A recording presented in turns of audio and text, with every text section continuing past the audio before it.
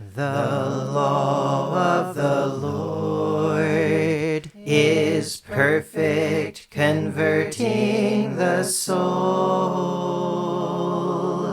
Welcome back to the Berean Pursuit. This is week 47, day 1. Today we're reading Ezra chapters 1 and 2 and John chapter 21. Last time in the Old Testament reading, we finished the book of Daniel, and that brought us up to the end, or near the end, of the 70 years in captivity. The Babylonians had taken the Israelites away, and then the Medes and the Persians conquered the Babylonians. And at the end of the 70 years, we see Cyrus was in charge. He was king over all of this. And so that's where we begin in the book of Ezra, when he's going to send them back to Jerusalem. Something that was prophesied in Ezekiel in this valley of dry bones, something that just could not be thought of happening. They were finished as a nation, and now they're being restored to their land and being supported to get reestablished. And so that's what we're going to be reading about today. So let's get into it in Ezra chapters 1 and 2. In the first year of Cyrus, king of Persia, to fulfill the word of the Lord spoken through Jeremiah, the Lord stirred the spirit of Cyrus, king of Persia, to send a proclamation throughout his kingdom and to put it in writing as follows. This is what Cyrus, king of Persia, says. The Lord, the God of heaven, who has given me all the kingdoms of the earth, has appointed me to build a house for him at Jerusalem in Judah. Whoever among you belongs to his people, may his God be with him, and may he go to Jerusalem in Judah and build the house of the Lord, the God of Israel. He is the God who is in Jerusalem. And let every survivor, wherever he lives, be assisted by the men of that region with silver, gold, goods, and livestock, along with the freewill offering for the house of God in Jerusalem. So the family heads of Judah and Benjamin, along with the priests and Levites, everyone whose spirit God had stirred, prepared to go up and rebuild the house of the Lord in Jerusalem. And all their neighbors supported them with articles of silver and gold, with goods and livestock, and with valuables, in addition to all their freewill offerings. King Cyrus also brought out the articles belonging to the house of the Lord that Nebuchadnezzar had carried away from Jerusalem and placed in the temple of his gods. Cyrus, king of Persia, had them brought out by the hand of Mithridath, the treasurer, who counted them out to Sheshbazzar, the prince of Judah. This was the inventory: 30 gold dishes, 1,000 silver dishes, 29 silver utensils, 30 gold bowls, 410 matching silver bowls, and 1,000 other articles. In all, there were 5,400 gold and silver articles. Sheshbazzar brought all these along when the exiles went up from Babylon to Jerusalem. Now these are the people of the province who came up from the captivity of the exiles carried away to Babylon by Nebuchadnezzar its king. They returned to Jerusalem and Judah, each to his own town, accompanied by Zerubbabel, Jeshua, Nehemiah, Sariah, Reliah, Mordecai, Bilshan, Mispar, Bigvai, Rehum, and Baanah. This is the count of the men of Israel. The descendants of Parash, 2,172. The descendants of Shephatiah, 372. The descendants of Ara, 775. The descendants of Pahath-Moab, through the line of Jeshua and Joab, 2,812. The descendants of Elam, 1,254. The descendants of Zattu, 945. The descendants of Zakkai, 760. The descendants of Bani, 642. The descendants of Bebai, 623. The descendants of Azgad, 1,222. The descendants of Adonikam, 666. The descendants of Bigvai, 2,056. The descendants of Adon, 454. The descendants of Ater, through Hezekiah, 98. The descendants of Bezai, 323. The descendants of Jorah, 112. The descendants of Hashem, 223. The descendants of Gibar, 95. The men of Bethlehem, 123. The men of Netopha, 56. The men of Anathoth, 128. The descendants of Asmaveth, 42. The men of Kiriath Jearim, Chephirah, and Beeroth, 743. The men of Ramah and Geba, 621. The men of Michmash, 122. The men of Bethel and Ai, 223. The descendants of Nebo, 52. The descendants of Magbish, 156. The descendants of the other Elam, 1,254. The descendants of Haram, 320. The men of Lod, Hadid, and Ono, 725. The men of Jericho, 345. And the descendants of Sanaa, 3,630. The priests, the descendants of Jediah, through the house of Jeshua, 973. The descendants of Immer, 1,052. The descendants of Pashur, 1,247. And the descendants of Haram, 1,017. The Levites, the descendants of Jeshua and Kadmiel, through the line of Hodaviah, 74. The singers, the descendants of Asaph, 128. The gatekeepers, the descendants of Shallum, the descendants of Ater, the descendants of Talmon, the descendants of Akub, the descendants of Hatita, and the descendants of Shabai, 139 in all. The temple servants, the descendants of Ziha, the descendants of Hasapha, the descendants of Tabiath, the descendants of Kiras, the descendants of Siaha, the descendants of Paddan, the descendants of Lebanah, the descendants of Hagabah, the descendants of Akab, the descendants of Hagab, the descendants of Shalmai, the descendants of Hanan, the descendants of Gidel, the descendants of Gehar, the descendants of Reiah, the descendants of Rezin, the descendants of Nekoda, the descendants of Gazam, the descendants of Uzzah, the descendants of Basiah, the descendants of Besai, the descendants of Asna, the descendants of Meonim, the descendants of Nephisim, the descendants of Bakbuk, the descendants of Hakapha, the descendants of Harhur, the descendants of Basluth, the descendants of Mahida, the descendants of Harsha, the descendants of Barkos, the descendants of Sisera, the descendants of Tema, the descendants of Neziah, the descendants of Hatipha, the descendants of the servants of Solomon, the descendants of Sotai, the descendants of Sophereth, the descendants of Peruda, the descendants of Jala, the descendants of Darkon, the descendants of Gidel, the descendants of Shephatiah, the descendants of Hatul, the descendants of Pokeroth, Hazabaim, the descendants of Ami. The temple servants and descendants of the servants of Solomon numbered 392 in all. The following came up from Tel Melah, Tel Harsha, Cherub, Adon, and Immer, but could not prove that their families were descended from Israel. The descendants of Deliah, the descendants of Tobiah, and the descendants of Nekoda, 652 in all. And from among the priests, the descendants of Hobiah, the descendants of Hakaz, and the descendants of Barzillai, who had married a daughter of Barzillai the Gileadite and was called by their name. These men searched for their family records, but they could not find them, and so were excluded from the priesthood as unclean. The governor ordered them not to eat the most holy things until there was a priest to consult the Urim and Thummim. The whole assembly numbered 42,360, in addition to their 7,337 menservants and maidservants, as well as their 200 male and female singers. They had 736 horses, 245 mules, 435 camels, and 6,720 donkeys. When they arrived at the house of the Lord in Jerusalem, some of the heads of the families gave freewill offerings to rebuild the house of God on its original site. According to their ability, they gave to the treasury for this work 61,000 derricks of gold, 5,000 minas of silver, and 100 priestly garments.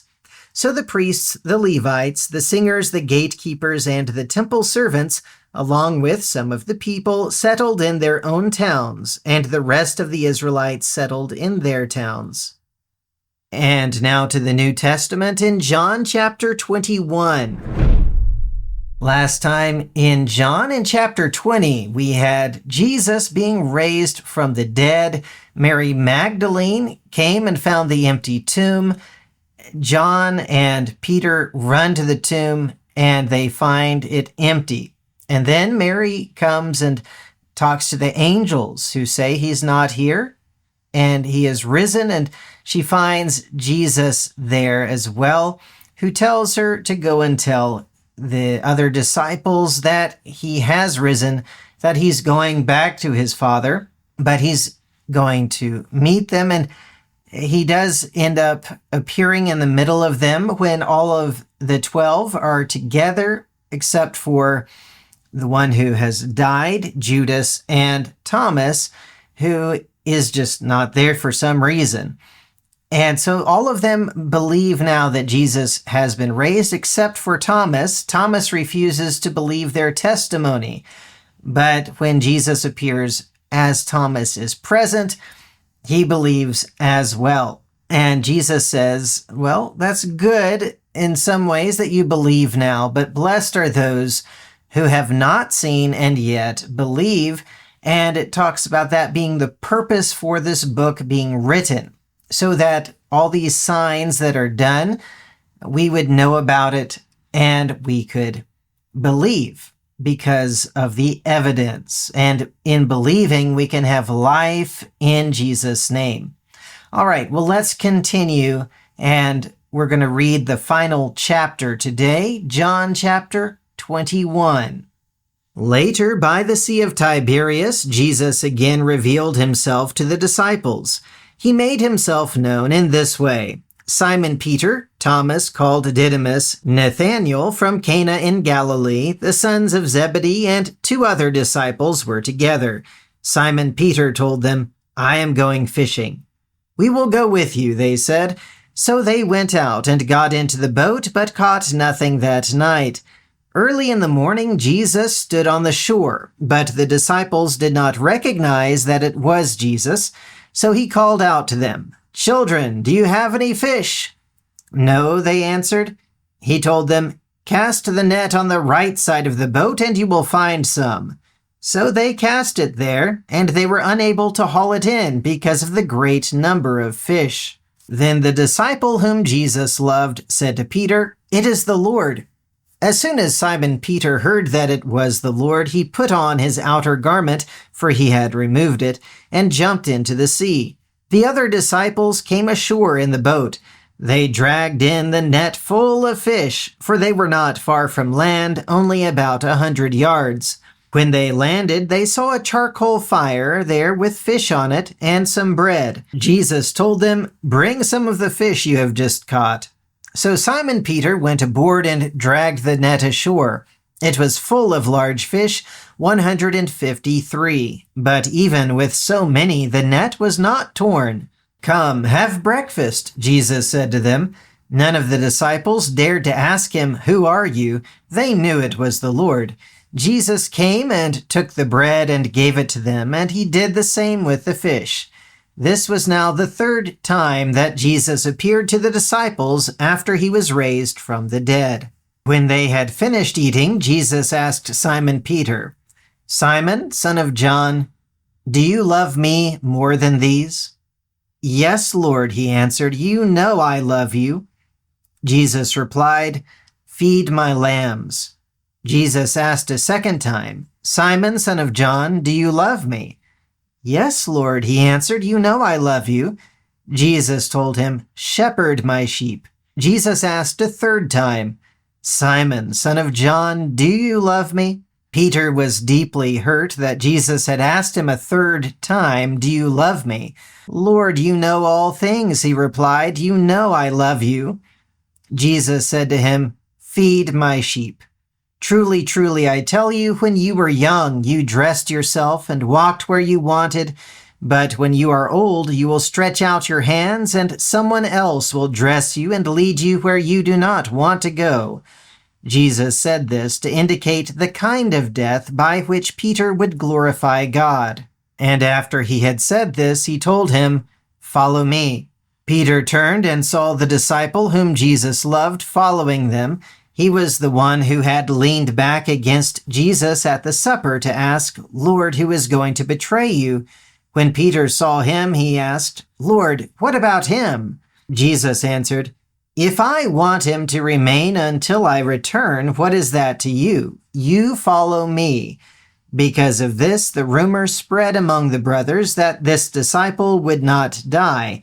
However, Jesus did not say that he would not die, but only, "If I want him to remain until I return, what is that to you?" This is the disciple who testifies to these things and who has written them down. And we know that his testimony is true. There are many more things that Jesus did. If all of them were written down, I suppose that not even the world itself would have space for the books that would be written. All right, our reading today was really quite simple, other than all the numbers and names. But when we looked at the beginning of Ezra, what we are seeing is the fulfillment of prophecy that Cyrus, according to the prophecy of Jeremiah, that means with the timing that it would be after 70 years that they're sent back. Isaiah actually prophesied Cyrus by name would be the one to do it. But he does send them back, and he's sending them back to rebuild the temple. And so he gives them full authority to go and do this, whoever wants to do it. And so you have all of these people listed as ones that came back to do this work. So we'll be able to see the work that they actually do as we go forward. We also saw in John, as we finished this great book, that Jesus appeared to his disciples a third time when they were out fishing all night and couldn't catch anything. This had happened at the beginning of their relationship, where he called Peter and John to follow him. But now it is a sign that this is him, alive from the dead, and he has them throw the net in one more time on the right side of the boat and haul in a lot of fish. So it's a miraculous amount, especially after catching nothing all night. And so Peter, he puts on his clothes and dives into the water, which indicates you don't need to be undressed to swim, right? He knows he's going to shore, so he puts his clothes on and he's going in to see the Lord. And the rest of them bring the fish in. They eat breakfast with Jesus. And then Jesus has this conversation with Peter, "Do you love me?" And he asks him that 3 times. And I'm pretty confident, even though it doesn't tell us, that the reason he asks him 3 times is because Peter had denied him 3 times. And so he is getting him to confess his love for him 3 times as well. He tells him, "If you love me, take care of my sheep. Feed my sheep, shepherd my sheep." When he says, "Do you love me more than these?" I believe he's asking more than the fish. He's a fisherman. Do you love me more than this thing that is your job, this thing that brings you income? Here's your job now. You are not a fisherman anymore. You're a fisher of men, and you're to take care of my people. And so he's giving Peter this great responsibility. Peter had a special responsibility as an apostle of Christ, and in some ways as an outstanding apostle of Christ, because he's the one who's given the keys to the kingdom. He's the one who gets to introduce the gospel both to Jew and to Gentile and to open the door for everybody to come in. But he's also talked about as the primary apostle to the Jews, while Paul was the primary apostle to the Gentiles. But they worked with everybody. And they had this great responsibility of feeding his sheep and taking care of them. Jesus wasn't going to stay around to do that himself, so he left that responsibility with these men that he had trained. But he also tells Peter that he's going to die as an old man, and it seems like he's going to die in a way that is unpleasant. with people taking him to his death. So tradition tells us that Peter died through crucifixion. Some even say he was crucified upside down. I don't know about that, if that's accurate or not, or even if he was crucified. But it does seem to indicate that he was going to glorify God in a death where he is dressed and led where he does not want to go. But it is when he's going to be old. So when he writes the letters of 1st and 2nd Peter, he is old and he knows that he is approaching death at that point. But Peter asks about the disciple Jesus loved, who is the one who wrote this book, John. And he asks, well, what about him? And Jesus just says, well, that is not any of your business. If I want him to remain until I come again, then what is that to you? It doesn't matter to you what happens to him. Your job is to follow me. And that's an important thing for us to get. It may be that, brethren around us, others around us, maybe they suffer more than we do, or maybe they're blessed more than we are in certain ways while we suffer. But what is that to us? We're not competing with them. We're not saying, well, why can't God treat us just like he treats them? No, whatever it is that God has in store for us is fine. Let's glorify God and follow him. And that should be our attitude. And that's what Jesus was pointing out to Peter. It's none of your business what I do with somebody else. You need to focus on what I'm doing with you. All right. Well, that's the reading for today. Join me again tomorrow as, Lord willing, we'll continue with the Berean pursuit.